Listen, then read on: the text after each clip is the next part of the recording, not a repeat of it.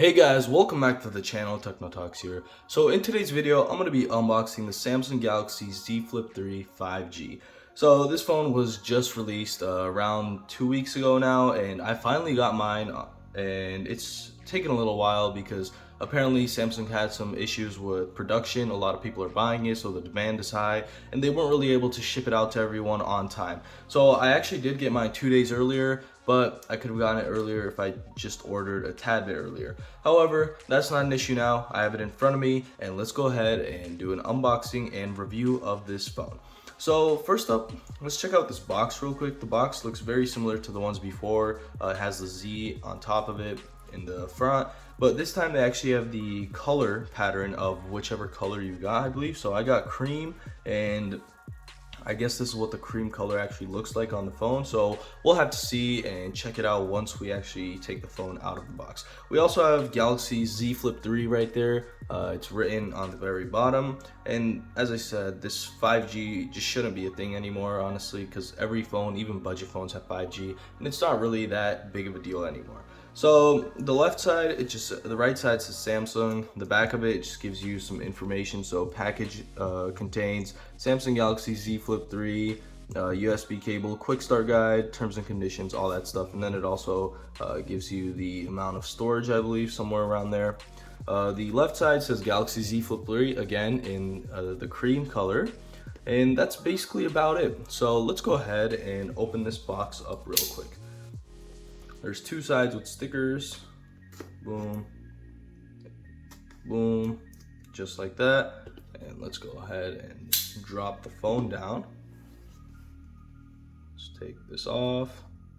Wow, right there. The phone is in front of us. The top portion of the box doesn't have anything inside of it, so let's go ahead and put that to the side and also take out our phone. So just plop it out. And that color looks beautiful and stunning right now. So I'm gonna go ahead and pop this next to the top portion of the box and check out what's inside first. So one bummer or thing that I really don't like anymore about Samsung's Z lineup or their foldables is that, if you guys remember with the first fold, the first generation fold, we got all these accessories inside of it. We got the Galaxy Buds, we got a Galaxy Watch. We also got tons of credit. We got all the charging cables, the bricks and whatnot. However, that's not the case anymore. You only get a charging cable and your SIM ejection tool. So the charging cable is actually located inside of this box right here. We get a USB-C to USB-C cable. And that's honestly about it, plus the quick start guide and all the stuff that it was just saying in the back of the box. So you don't get much of anything, and that's kind of annoying because you are paying a premium price for these devices, and it would be nice if you got something. I guess the Z Flip 3 doesn't really count because it is the same price as premium phones of now, like the iPhone 12 Pro, and let's say the Galaxy S21 Ultra and whatnot. So I guess that's probably why they don't do that. But for the Fold, at least, they should have a couple more things inside of it. So now that we got everything out of the way, let's go ahead and check out this stunning phone right here. So first up, I'm gonna go ahead and take off the sticker on it. So let's just pull this off. Boom. I think I might have done it wrong, but I'm not sure. And boom. Right there. So that wasn't actually the screen of the phone. That was just a black protector, I guess. So let's just put all that to the side and check out the back of this phone. This color just looks stunning right here. So the only thing that I really kind of do dislike is the fact that this isn't a matte finish. The only matte finish, I believe, is the gray color and the black that you get. And honestly, it would be nice if I had matte finish, but I'm probably going to be popping a case on this really soon because I really don't want this phone to get damaged. But other than that, that's basically about it. So already from the reflection of the light, I don't know if you can see this, but there is the display right there. So they have that square display. I believe it's 1.9 inches now, which is really nice. The one before was just utterly useless. There was no reason to use it, and so it was kind of annoying. But other than that, this display can do a couple of things. It might not be the most useful for a lot of people. A lot of people might just not use it because you can't really do much even with this larger display, but for some people, you know, when you're just wirelessly charging, that'll be your always on display for you. So we have our two cameras right here. They look really nice and stunning. They don't have the ones beforehand. They were inside of this one section. It looked very similar to the iPhone X's camera bump, but now they have the two cameras separately put, and that actually just looks better in my opinion. We also have the flash right under it, and we have our metal hinge right here, so that's where it folds. We also have the two plates. As I said, it's not a matte finish, but that's still really nice. We have a two-tone color, and one thing I'd like to point out right away is that when I first saw Samsung's video for these, and when they first announced it, I actually thought it was a Pixel device, because, well, I didn't think it was a Pixel device. I knew it was a Samsung device, but it looked very similar to Pixel devices. They actually embraced, I guess, the design of a Pixel, and that's why I kind of thought it was like that, but I guess it's not. So let's go ahead and move on to some of the specs on this device. We do get the Snapdragon 888 chipset, so it's the newest chipset. I believe the 888 Plus did come out, but I guess the 888 is still really good. We have a 6.7-inch display. It's a 1080p display, but we do have a 120 hertz panel. We get 8 gigabytes of RAM. I guess that's okay. It would be nicer if we got a little more, but my S21 is also 8 gigabytes of RAM, and it's perfectly fine. One thing that I didn't really like when Samsung first announced this is the battery size. So the battery capacity on this is 3,300 milliamp hours, and one thing that I would like to say is that that's really low for this phone, because my S21 has a way smaller screen, and that phone has 4,000 milliamps. And honestly, with the way Samsung's batteries work and how the phone eats up the battery, honestly 4,000 milliamps should have been the minimum, or if we got maybe like 3,700 milliamp hours. However, that's not what Samsung did. They gave us 3,300 milliamp hours, which isn't really the best, as I said. So the cameras, we have two cameras. We have a wide angle and a ultra wide angle, and those are both 12 megapixels, which isn't okay. You are getting pretty nice cameras. I believe they're using the same camera sensors from the from last generation's foldables. I don't know if that's necessarily a good thing. I guess it's not. It would have been nice if we adapted new cameras, but they weren't terrible, and with new software, I guess, and the new chipset, it will probably get better picture quality. So we do have a selfie camera, and that is going to be a punch hole right there. If you are able to see it, it's right there. That's a punch hole, and that is a 10 megapixel camera, and it goes up to 4K 30 FPS recording. So not 4K 60, 4K 30, but I guess that's okay as well. So let's go ahead and open up this phone. But before that, I just want to fold this device right here, because, you know, folding a phone is really weird and astonishing. Boom. As you can see, this phone folds in half and just looks really weird. So when I first was folding it just now, I was actually kind of scared because I really didn't want to break this phone. But now that I actually tested it out, I'm a little more confident with this. So we do get the water resistance, and boom, as you can see right here, we also get Samsung Galaxy in the little display and also in the front display right here. So I'm just gonna let this sit and actually get ready. So I'll go ahead and get this phone set up real quick. I will probably pop my SIM card into this phone. I will be using this as my daily driver for a while, I believe. And other than that, after I get it set up, we'll just go ahead and check out some settings, camera settings and whatnot, and actually just examine the phone a tad bit more. So I'll get back to y'all in a quick second. So I finally got the phone set up, and I went ahead and just used Samsung Smart Switch to transfer all my data from my S21. I didn't really want to have a fresh start because I really did use all the apps on there. So I just went ahead and did that. It was really quick. It took like 15 minutes to get everything onto my phone and set up, so that was really nice. So now let's go ahead and check out this phone.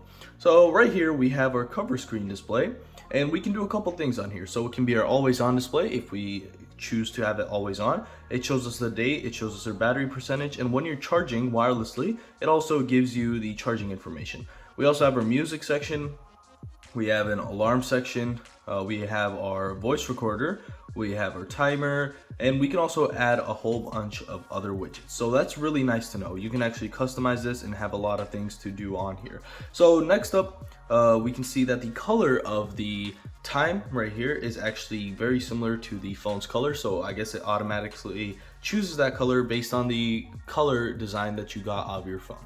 So let's now go ahead and open this up. Boom, and as we can see, our phone right here, we have this beautiful wallpaper on here, and so that's really nice. So there are a couple ways of unlocking this phone. There's face unlock, which I didn't set up because it's not the most trustable, and I really didn't want to use that since the fingerprint is now in a better way. So we have our fingerprint sensor actually on the power button, which is basically the same way that the S10e had it. So on the S10 series we had the S10e, which I actually had, and I really love the fingerprint sensor on that phone because it was very quick and reliable.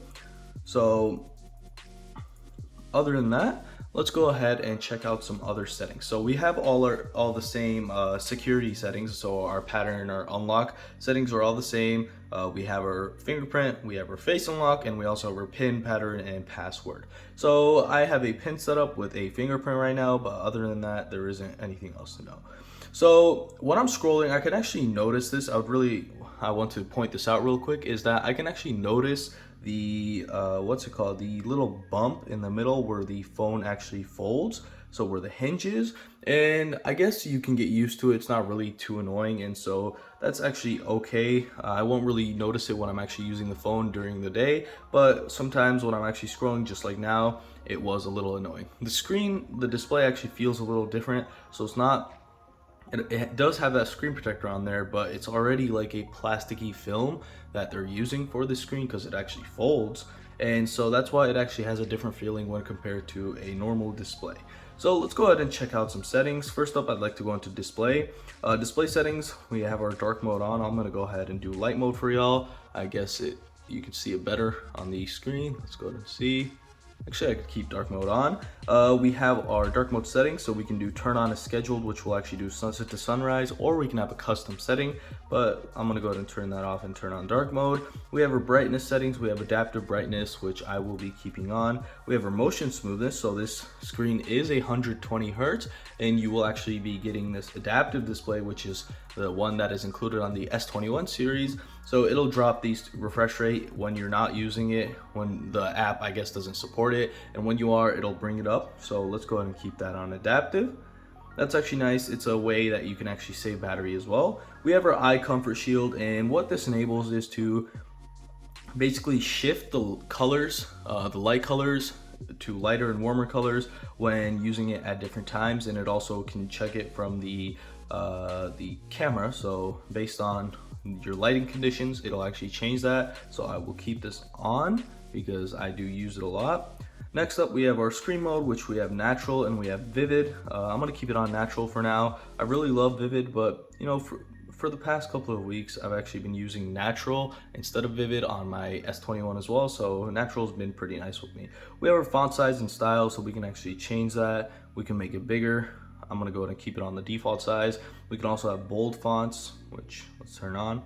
That's what it looks like when it's bold, and that's what it looks like when it's not. I can go ahead and keep on bold. I do use bold text on my iPhone, so I'm gonna go and keep that on. We have our screen zoom, which I will not be changing. Full screen app, so you can actually change this. I won't be touching those settings either. Screen timeout, let me go ahead and change that to 10 minutes. I wish they had never, so it would never actually turn off, but they have 10 minutes and I guess that's okay. We have our easy mode, edge panels, navigation bar, so we still do have our buttons right here, as you can see. Let's go ahead and switch to the buttons real quick.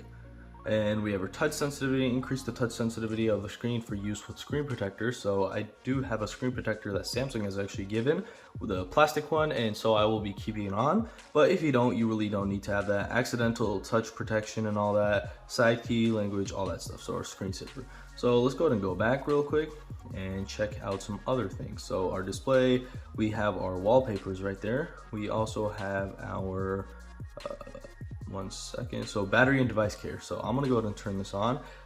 In our battery settings, let's go ahead and go inside of those. We have our power saving mode, background usage limits, wireless power sharing. So this does actually have wireless power sharing, and that's actually really nice to know.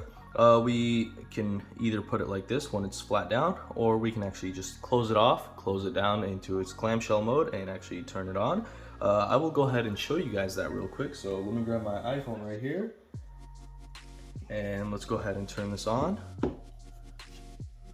boom, fold it shut, pop the iPhone on top,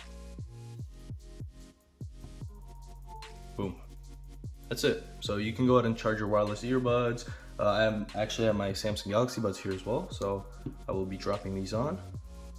And if you can see the red light, it is charging right now. The phone also vibrates, so you can actually tell when it is. So let's move that to the side. Wireless power share is pretty slow. I guess it's just to charge like your watch, just get a little bit of battery. It will not be charging your phone all the way. It's not really too reliable to keep another phone charged because it does drain the battery of the device really fast when giving power to the other device. And plus we do have a pretty small battery on this phone, so I would not recommend it. But we do have it just in case you want to get some charge into your earbuds. That'll actually be pretty useful. So more battery settings.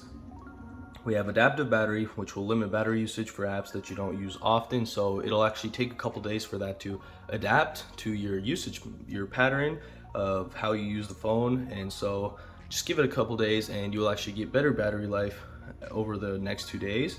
And then we also have our enhanced processing. So we get faster data processing for your apps. Other than games, I'm not really sure why it's like that, but I usually keep this on my S21, but I will be keeping it off for now because I will have to see how the battery life actually works and if it's actually really good, and I will be able to use it. So we have a setting here which is actually on Samsung's tablets usually, and it's called Protect Battery. This year they have it on their foldables, so on their Z Fold 3 and Z Flip 3, which I have in front of me. To extend the lifespan of your battery, limit the maximum charge to 85%. So if you want to keep that on, you can, but I will definitely not keep that on because we already have a pretty small battery. And honestly, I change phones every year, and so it really doesn't affect me too much. If you don't, you can turn it on, but you will get really bad battery life during the day because you will have to charge it probably twice, maybe even 3 times if you are a heavy user. So other than that, we don't have too many other settings. We can go to our camera real quick. We have our biometrics and security, which everyone probably already knows about. We have our wallpapers, so we can skip that. Let's go to our camera now, and in our camera, let's go ahead and check out some settings. So where are these settings? Right there, and boom. So we have our scene optimizer, automatically optimize your shots, shot suggestion. You can turn that on if you want. I will not be doing that. We have our use wide angle for group selfies. So when you're taking a selfie and there are 2 people in the selfie, it'll actually switch to the wide angle automatically. Save selfies as previewed will actually save the selfies as you see it on the display, so it will not mirror it once you actually take the picture, and I usually keep that on as well. Selfie color tone, this will be bright or natural, so I'm gonna keep it on natural. You can actually check that out when you're recording the video. We have our advanced recording options, so right here, HDR 10 plus videos, that's still in labs. High efficiency video, you can change those. It's based on your usage, so if you want those, you can turn them on. If not, then you don't. Tracking autofocus, so keep the camera focused on the selected subject even if they move. So that's actually really nice when you're taking a video of, let's say, a person and they're running around. You will actually be keeping them in focus when doing that. Grid lines, I'm gonna go ahead and turn off. Location tags, add tags to your pictures and videos so you can see where they were taken. You can keep this on. I usually like to know where I took pictures if I'm searching for a picture. I don't really use Samsung's gallery app too much. I use Google Photos and it automatically does that, but if you want to, you can actually keep it on, which I will be doing that. Shutter sound, I turn off. It's kind of annoying sometimes. Shooting methods, so these are some pretty new things. Well, they're not new, but now they have these settings for it. So voice commands, we have a floating shutter button. You can actually move the shutter button. So let's go ahead and turn that on real quick. 1 second. Shooting method, so floating shutter button. Once you go to your camera, you can actually have this floating shutter button right here, and you can drag it back in to not have it. So if I drag it out, I can keep it somewhere, so when taking pictures, it'll actually be a easier way to take your pictures if you don't like to click the button right there. So let's go back to these settings, shooting methods, and keep that off, which it automatically did. We have our show palm, so if we show our palm to take selfie, it'll start recording or take the selfie, so whichever mode you actually left it on as a stand. And we also have our shutter sound, as I said. Settings to keep, so filters, This is to keep the filters. These settings are going to be settings that it will keep every time, even if you do close the camera app and just close it out of your app. So camera mode, it'll actually start it at the last one. So if you left it on video, it'll go to video automatically, the selfie angle, and the filter. So I'm not going to keep any of those on. And that's basically about it for the camera settings. So let's check out the recording options now. I would really love to see. So let's go to video and let's go to our settings. So let's go to, one second, not right here. Okay, so right here.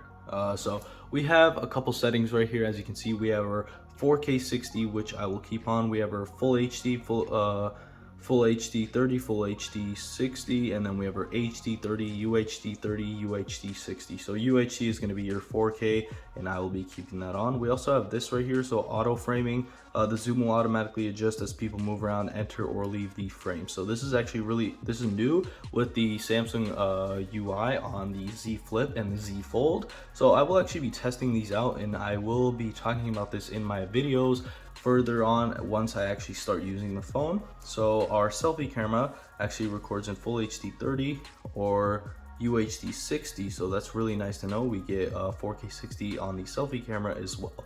So we also have that same setting on the selfie camera. So these are all really nice. Overall, my first impressions of this phone are really nice. So the Z Flip is kind of a different situation. The Z Fold actually gives you more usability, so you're actually turning your phone into a tablet. But on the Z Flip, you're just flipping it down into a clamshell and it's just making it smaller. So you're not getting any extra benefit, but it's just another cool feature that actually just gives some more attention to the phone. And some people might not like this. They might see it as a gimmick. Some people might. And me personally, it's actually really nice. I really love it. It's like a cool new feature, but it doesn't give you any extra benefits other than having a smaller phone, I guess. And maybe when taking pictures, you could actually use it as your own stand, because you can actually keep it like this, so you don't actually have to close it shut. You can keep it like this, have your camera app open, which let's go ahead and do. You can have your camera app open, and it's in this flip mode, so you have your camera right here, and you also have your buttons right there. So that's actually really nice. So we do get that functionality in a couple other apps. It's actually really nice, but other than that, as I said, there isn't really any extra benefit. But personally, do I enjoy the phone? Yes, I really do, and this is a really nice phone. I will be using this as my daily driver now. So one final thing before I cut the video off is going to be to switch my SIM card from my Pixel 5a onto the Galaxy Z Flip 3. So I will be actually doing that. Let's go ahead and take out my SIM card. Boom. Pop this back in and actually check out where the SIM card tray is on the Z Flip. So that's going to be on this side. So one thing as I'm taking this out, I'd like to say is we do not have extra storage, so you do not get more storage. You can't have a micro SD card inside of here. They haven't had it for a while now, so I guess it's okay, but it would be nice to have that. So let's pop my SIM card in, and boom. Now I have my SIM card in here as well, and this will be my daily driver for maybe even a couple months. So let's go ahead and see. I will be keeping you guys updated on this phone, and I hope you enjoyed this video. If you enjoyed this video, don't forget to like and subscribe, and see you in the next one.